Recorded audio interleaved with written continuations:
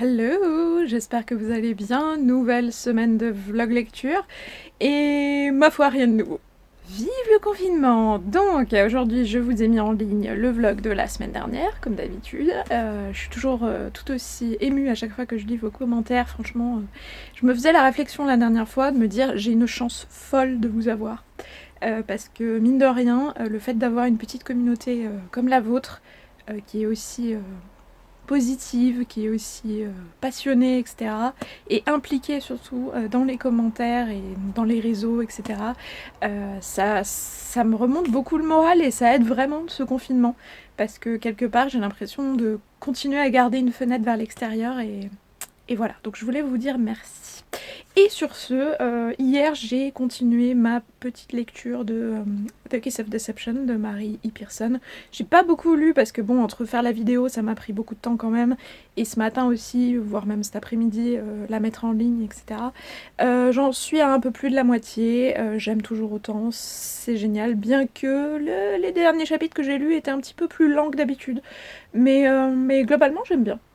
Donc voilà, sinon qu'est-ce que j'ai fait? Je n'ai pas loupé le livre en téléchargement que mettait à disposition Rajo, que j'attendais avec impatience, à savoir Fingus Malister de Ariel Holtz. C'était un bouquin qui était sorti à la librairie depuis quelques semaines déjà et qui m'attirait particulièrement. Mais j'avais jamais eu l'occasion de le lire et donc du coup c'est chose faite, je l'ai récupéré sur la liseuse. Et comme il restait en ligne que pendant 1 heure, et ben j'étais vraiment très contente de pas avoir loupé le coche. Voilà, bon et bien sur ce, j'espère que ça va bien chez vous. Il recommence à faire beau. Hier il a fait un temps pourri, mais alors pourri. Ce qui était pas plus mal quelque part pour notre santé à tous puisque ça décourageait les gens de sortir. Mais bon, voilà, aujourd'hui il y a encore un beau ciel bleu, donc, mais il y a du vent, c'est ça le problème. Donc du coup je sortirai bien sur mon balcon, mais il y a du vent, donc il fait froid. Donc je reste dans ma chambre. Voilà. Bon, allez sur ce, trêve de blabla, je retourne lire mon bouquin.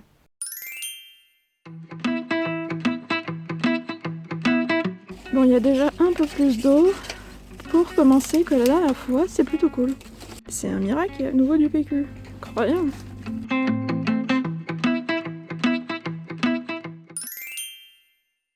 Bon, je profite du fait qu'il n'y ait plus trop de vent dehors et qu'il y ait du soleil pour me mettre sur ma terrasse et continuer ma petite lecture.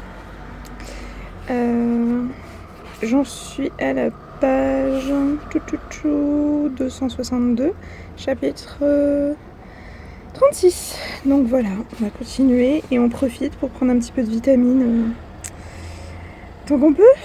Je vous retrouve ce soir pour un petit point lecture puisque je vous en ai pas fait jusqu'à présent. Hier j'ai vraiment pas eu le cœur à vlogger parce que pour ceux qui me suivent sur Instagram, si c'est pas déjà le cas, je vous mets le lien au-dessus. J'étais pas très bien hier en fait. J'ai fait une crise d'angoisse, une crise de panique. Ça m'était pas arrivé depuis 1 an et demi, quelque chose comme ça.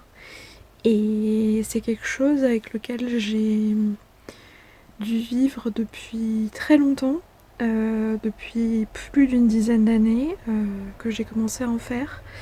Et ça faisait un moment que j'en faisais plus, donc j'étais plutôt contente. Mais il faut croire que voilà, cette situation de confinement un peu exceptionnelle m'a rattrapée. Donc ouais, c'est marrant comme on a l'impression de bien gérer en fait et parfois un rien en fait peut vous faire complètement perdre pied. Parce que je me suis littéralement réveillée comme ça en fait, hein, dès le matin, j'étais pas très bien. Et ça m'a duré quasiment toute la journée. Donc d'où le fait que je sois sortie pour aller faire des courses l'après-midi, ça m'a aidé à aller mieux. Notamment faire un petit somme aussi juste après, essayer de dormir un peu. Et voilà, mais bon aujourd'hui ça va mieux. Donc voilà, j'en ai profité comme vous avez pu voir tout à l'heure pour, comme le vent s'était calmé dehors, pour aller lire un petit peu sur mon balcon. J'ai la chance d'en avoir un, donc clairement je l'ai mis à profit.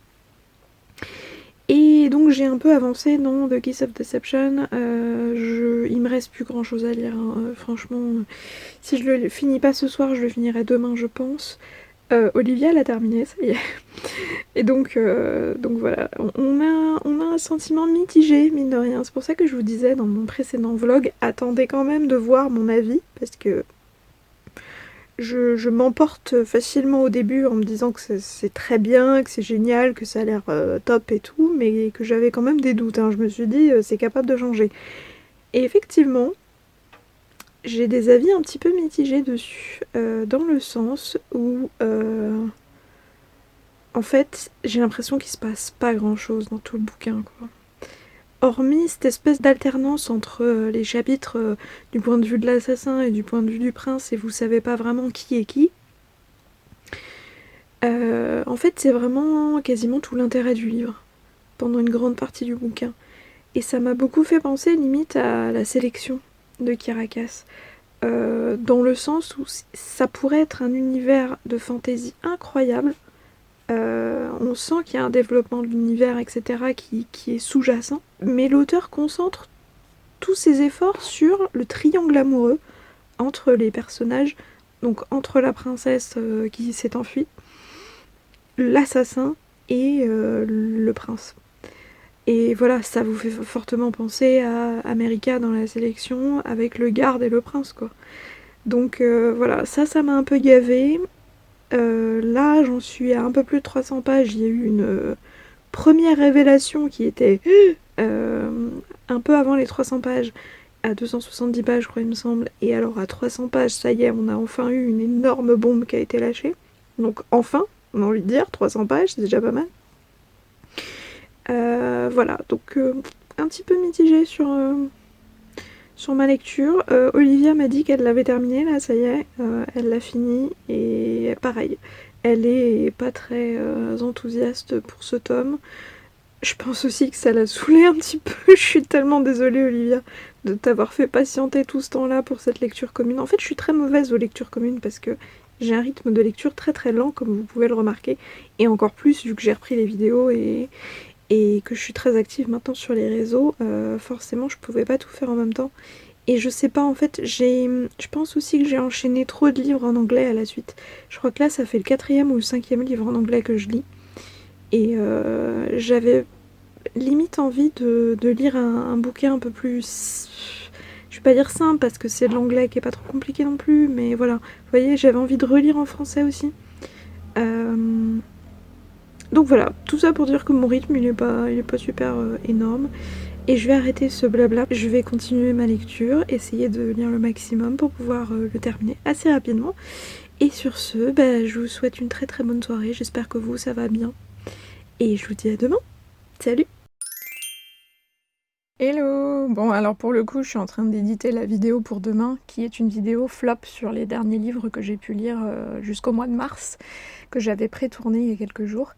Et en fait, il y a un bouquin, vous verrez de toute façon, si vous n'avez pas vu la vidéo, je vous mets le lien au-dessus. Mais il y a un bouquin qui fait plein de références historiques en fait, et c'est tellement pas crédible que pour vous expliquer ça, je suis obligée de vous faire une espèce de frise chronologique en fait, avec une voix off et tout. Donc voilà, je me suis reconvertie en prof d'histoire, tout va bien. Hello, j'espère que vous allez bien aujourd'hui. Moi je reviens vite fait avec, eh bien, curieusement, un colis qui est arrivé aujourd'hui. Parce que visiblement la poste fonctionne encore, certes au ralenti, et vraiment au ralenti parce que j'ai vu qu'il avait été posté le 13 mars. Mais mieux vaut tard que jamais, et merci encore à nos postiers pour continuer à livrer le courrier, les colis, etc. Même si le service est très réduit. Voilà, je tenais à le dire par ici. Donc je vais ouvrir ça tout de suite, ça vient de chez Kazé, et si il contient ce qu'il contient, je suis trop contente. Donc je pense qu'il s'agit de manga. Et oui,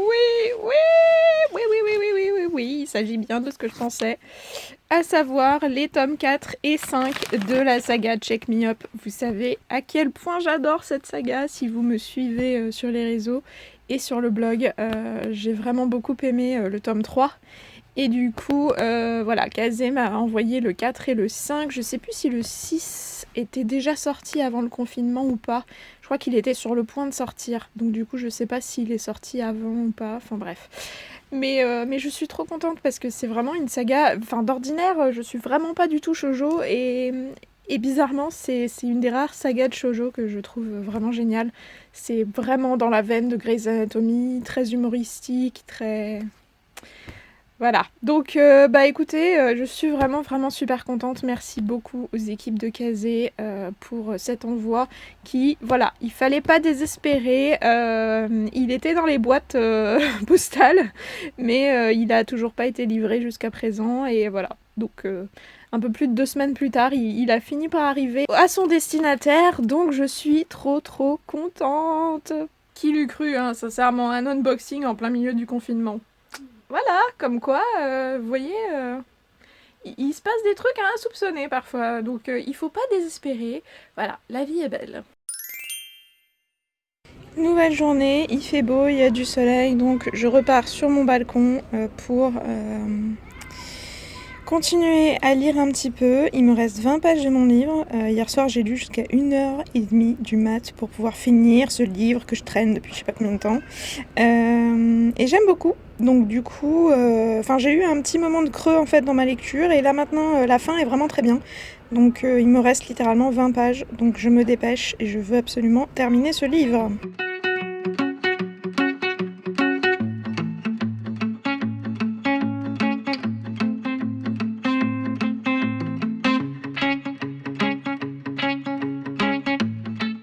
Bon, on dirait pas comme ça, mais mine de rien, cette installation pour un post Instagram était juste incroyablement difficile à faire.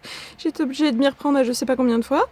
Mais tout va bien. Ça faisait un moment que j'avais pas fait une composition aussi complexe que ça, et ma foi, j'espère qu'elle vous a plu. Et j'en profite pour vous dire que si vous ne me suivez toujours pas sur Instagram, eh bien ma foi, je vous mets le lien au-dessus. Bon dimanche à tous, j'espère que vous allez bien. Hier, comme vous avez pu le voir, j'ai donc terminé ma lecture qui m'a pris des plombes de The Kiss of Deception, mais globalement j'ai bien aimé. Je vais vous expliquer ça tout de suite. Et il fait beau aujourd'hui, il y a du soleil. Voilà, restons positifs. Je suis dans ma tenue Harry Potter de Team Gryffondor et voilà, donc ouais, cet après-midi je vais essayer de vous monter le vlog donc du coup de cette semaine puisqu'on est dimanche et qu'elle soit en ligne comme d'habitude, donc lundi, demain après-midi, en début d'après-midi, quelque chose comme ça. Alors rapidement, The Kiss of Deception, c'était une lecture qui traînait dans ma palle depuis au moins 2015 je crois, il me semble, il est sorti en 2014, je crois que j'ai dû l'acheter en 2015. Et à l'époque, il avait beaucoup fait parler de lui en très bien. Tout le monde disait que c'était un livre unique en son genre. Et effectivement, le début est assez original. Dans le sens où, je sais plus si je vous ai raconté un peu de quoi ça parlait, c'est pas grave, je vais le refaire. L'histoire, c'est que c'est une jeune fille qui est donc la fille du roi. Elle est promise au prince du royaume juste à côté, avec qui ils s'entendent pas très bien. Donc clairement, c'est un mariage de convenance et c'est un mariage pour arranger les relations diplomatiques.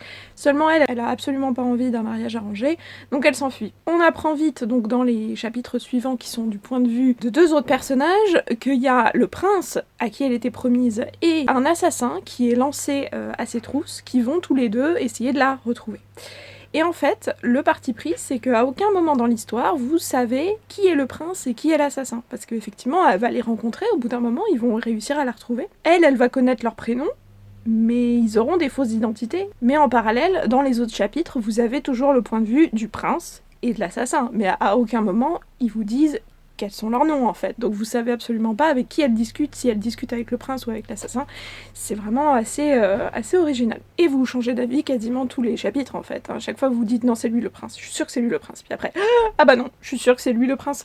Non mais lui c'est l'assassin. Bref, voilà, ça joue avec votre esprit comme jamais. Parenthèse refermée, le problème c'est que j'ai trouvé que pendant une bonne partie du roman, on va dire la bonne grosse première partie du roman, l'intérêt du livre était principalement centré sur la petite vie de la princesse qui depuis s'est cachée et a refait sa vie ailleurs, et justement à ce prince et à cet assassin qui se font passer pour d'autres personnes. Ils sont là pour la retrouver et ils sont pas forcément très contents qu'elle ait fui le pays. Dès qu'ils la rencontrent, ils se retrouvent à tomber instantanément amoureux d'elle, donc c'est pas très crédible, et il y a très vite un triangle amoureux qui se met en place, donc voilà quoi. Et c'est en ça que je trouvais que effectivement ce bouquin On sentait vraiment qu'il avait été écrit en 2014. Parce que ça m'a beaucoup fait penser à la sélection de Caracas, à, vous savez, tous ces bouquins qui sont sortis à cette époque-là, et qui effectivement étaient très très connotés. Alors c'est toujours le cas, on a encore des triangles amoureux aujourd'hui, mais moins, ça se ressent moins quand même, c'est peut-être un petit peu moins prononcé. Là, c'était vraiment tout l'intérêt du bouquin pendant une bonne moitié du bouquin, en fait. Donc voilà. Et la sélection, effectivement, je lui avais reproché ça. C'était que, à la base, c'était un univers qui était très très intéressant, mais que Kirakas en avait rien fait. Elle avait centré toute son histoire sur les atermoiements de America, qui est en train d'hésiter entre un tel, et elle sait pas ce qu'elle fait là, et pourquoi, et machin. Et à la fin, vous avez une espèce de résolution vite. Là, je vais pas spoiler si vous l'avez pas lu, mais voilà. La construction du monde avait été clairement sous-évaluée. Et j'avais peur que ce soit le cas pour ce bouquin. Mais, deuxième partie du livre, quand même, ça se déclenche enfin, et on a enfin une construction de l'univers, on a enfin un développement sur la mythologie, sur les traditions, on a de l'aventure, on a du voyage, on a plein de choses, et effectivement, la deuxième partie du bouquin rattrape énormément ce dont j'avais peur qui manque dans la première partie du livre. Et c'est pour ça que du coup je lirai la suite avec grand intérêt, puisque j'ai le tome 2 directement dans ma palle. Je vais peut-être pas le lire tout de suite, mais en tout cas je le lirai parce que le tome 1 se termine sur un cliffhanger et vous avez vraiment envie de savoir comment ça va se goupiller. Voilà, donc je me suis fait une petite frayeur au début, mais là ça va, globalement ça va, donc je pense que pour moi ce sera un 4 sur 5. Voilà. J'avais peur au début que ce soit un 3 sur 5, pour vous dire, mais au final, 4 sur 5. Voilà. Pour ce qui est du niveau de lecture en anglais, parce que je pense que certains d'entre vous vont me poser la question, ça reste un niveau de lecture assez abordable, comparé à The Beautiful de René Adier que j'avais lu juste avant, qui n'avait absolument rien à voir, et ça pour le coup je vous dirais passez votre chemin, parce que même si vous êtes bon en anglais, perso je me débrouille, j'ai vraiment eu du mal, donc et c'est limite je pense ce qui m'a quasi mis en panne de lecture en ce moment. Donc The Beautiful, passez votre chemin, mais par contre The Kiss of Deception, franchement vous pouvez y aller, et surtout qu'à mon avis ça sera pas traduit tout de suite, voire même j'ai des doutes pour que ce soit traduit tout court, parce que comme je vous l'avais dit, sa nouvelle trilogie, le premier tome, A Dance of Thieves, vient de sortir juste avant le confinement aux éditions La Martinière Jeunesse. Et je pense à mon avis que tout va se décider en fonction du succès de A Dance of Thieves. Si cette série-là marche pas, je pense qu'à mon avis ils traduiront jamais la précédente. Et comme en plus je me dis qu'elle est sortie juste avant le confinement et que les ventes de livres c'est une catastrophe, j'ai peu d'espoir. Bon, on verra comment ça va se goupiller, mais voilà, je pense que vous feriez mieux d'essayer de la lire en anglais. Et comme je vous dis, le niveau est vraiment accessible, donc ça devrait pas poser de problème et les couvertures sont canon. Sinon, que dire? Et bien maintenant, la grande question, c'est qu'est-ce que je lis par la suite? J'étais limite en train de considérer l'éventualité de ne rien lire, de me faire une vraie pause, parce que comme je vous dis, ça fait 5 livres, je crois, que j'enchaîne en lecture en anglais, et mine de rien, j'ai besoin de retrouver une lecture simple, facile en français. Comme je vous dis, j'ai pas forcément un mauvais niveau d'anglais, c'est juste que The Beautiful, ça m'a vraiment plombé. Et là maintenant j'ai vraiment besoin d'un truc simple. Alors hormis les mangas, peut-être tiens que j'ai le 3e tome de... alors ça reste en anglais mais bon, c'est du roman graphique. J'ai le 3e tome de Heartstopper de Alice Oseman dans ma palle, donc peut-être que je finirai Heartstopper, comme ça je vous ferai un avis sur les 3. Et que dire d'autre? Sinon je pense que je vais finir Too Late de Colleen Hoover, parce que j'avais commencé il y a quelques mois et je l'avais mis de côté. C'est de la dark romance particulier. J'adore les bouquins de Colleen Hoover d'ordinaire, c'est rare qu'elle m'ait déçue, donc voilà, je reprends celui-ci, j'en ai lu quelques chapitres hier soir avant d'aller dormir. Et sinon, il y en a un autre qui me tente aussi beaucoup, rien à voir pour le coup, mais Bird Box de Josh Malerman, qui est dans ma palle depuis aussi super longtemps, qui date aussi de 2014, donc voilà, et je me dis que vu le contexte, Ça peut être pas mal. C'est un roman post-apocalyptique. Je vous ai fait une vidéo d'ailleurs, mais j'hésite à vous la poster. Dites-moi en commentaire si ça vous intéresse quand même. Je vous avais tourné une vidéo sur tous les romans qui sont un petit peu dans l'ambiance du confinement. Mais alors attention, c'est pas du tout pour si vous voulez vous changer les idées, hein. Au contraire, c'est plus tous les romans un peu post-apocalyptiques qui seraient pas mal de lire en ce moment parce que mis en perspective et remis dans le contexte, vous apercevez que... on n'est pas loin, hein, on n'est pas loin. Donc dites-moi en commentaire si ça vous intéresse que je poste cette vidéo parce que j'ai des doutes en fait. Je me dis que ça se trouve, vous allez pas du tout vouloir la regarder et que vous allez pas vouloir regarder ce genre de thème. Mais bon, ça me saoulerait un peu parce que mine de rien, il y a de très bons romans à l'intérieur, donc... voilà, dites-moi ça. Et sur ce, eh bien moi j'ai posté un petit article de blog. J'essaye de rattraper mon retard dans les chroniques parce que mine de rien ça fait un moment que je vous en avais pas posté. J'essaye aussi petit à petit de remettre à jour l'article des bons plans pour la lecture en confinement parce que clairement il y en a tellement de partout que c'est un travail de titan. Et j'essaye aussi de remettre en page pour que ce soit moins compliqué pour le lire. Mais ça aussi ça va me mettre du temps. Et qu'est-ce que je voulais dire d'autre? Et là ma foi je vais aller éditer ce vlog pour que demain vous puissiez la voir directement en ligne sur YouTube dès lundi.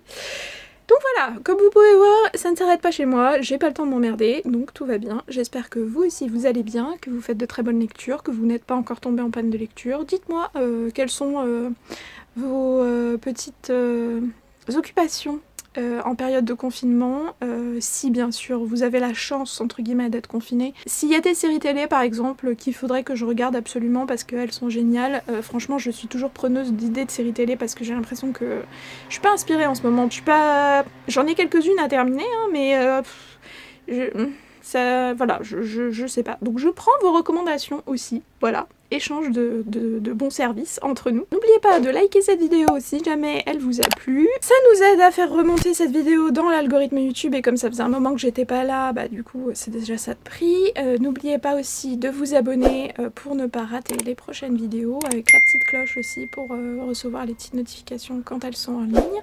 Sur ce, j'espère que vous allez bien. Si vous faites partie des soignants, vraiment... on peut pas vous dire à quel point on vous aime. Et si vous faites aussi partie de toutes les professions qui sont sur le pont constamment, voilà. Vraiment, vraiment, vraiment merci. Et sur ce, eh bien, passez une bonne semaine. À très bientôt. Je vous fais de très gros bisous et restez chez vous. Prenez soin de vous.